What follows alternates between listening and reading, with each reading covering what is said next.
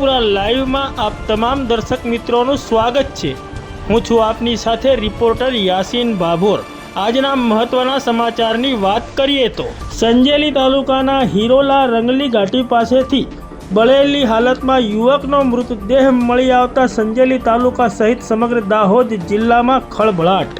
પ્રાપ્ત વિગતો અનુસાર સંજેલી તાલુકાના હિરોલા રંગલી ઘાટી સ્ટેશન પાછળ યુવકની સળગાવેલી હાલતમાં લાશ મળી આવતા ચકચાર મચી જવા પામી છે।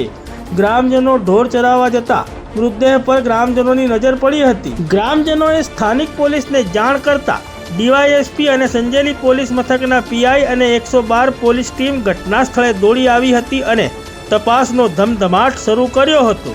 આ યુવકને રાત્રિ દરમિયાન સળગાવી દેવામાં આવ્યો હોવાનું હાલમાં પ્રાથમિક અનુમાન લગાવવામાં આવી રહ્યું છે। સળગેલી હાલતમાં મળી આવેલા આ યુવકના હાથમાં સ્માર્ટ ઘડિયાળ પણ પહેરેલી હોવાનું નજરે પડી રહ્યું હતું।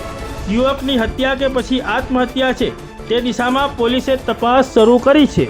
આમ સંજેલી તાલુકાના હિરોલા રંગલી ઘાટી પાસેથી બળેલી હાલતમાં યુવકનો મૃતદેહ મળી આવતા સંજેલી તાલુકા સહિત સમગ્ર દાહોદ જિલ્લામાં ખળભળાટ મચી જવા પામ્યો છે।